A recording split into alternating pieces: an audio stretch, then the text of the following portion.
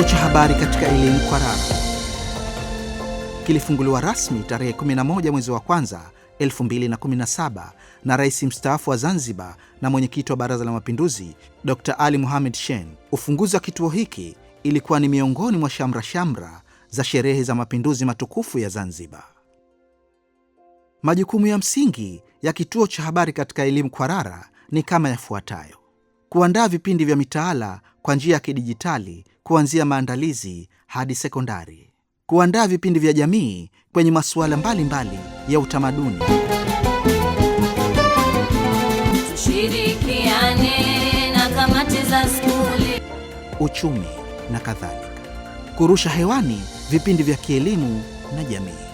Mbali na majukumu hayo ya msingi, kituo cha habari katika elimu kimekuwa kifanya yafuatayo: kupokea wanafunzi kwa ajili ya mafunzo ya vitendo, yani field, kutoka vyuo mbalimbali ikiwemo Suza, Karume, Zanzibar University, MUM na vyuo vingine mbalimbali.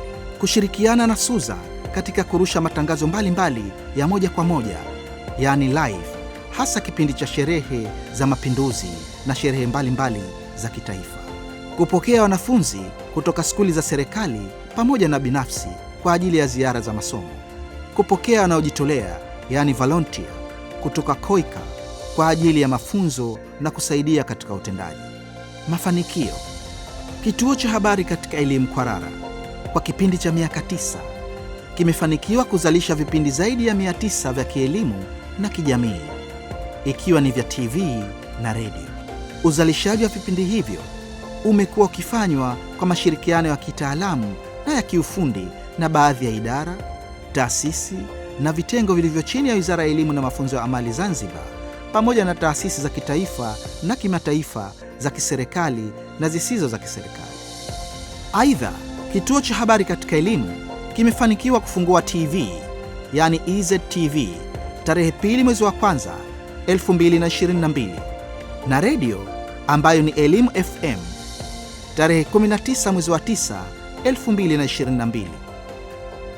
Pia kwa kupitia teknolojia na upatikanaji wa uhakika wa internet, kituo cha habari katika elimu kimeweza kushirikiana na Suza kurusha matangazo ya moja kwa moja, yaani live, matukio mbalimbali ya wizara na hata ya kijamii na kiserikali kupitia TV, redio na mitandao ya kijamii. Pia kituo cha habari katika elimu Kwarara kimefanikiwa kutumia teknolojia ya habari na mawasiliano kwa kufungua mitandao ya kijamii kwa lengo la kuwapatia wanafunzi taaluma na kuishajiisha jamii katika masuala ya stadi za kazi, stadi za maisha na masuala mtambuka.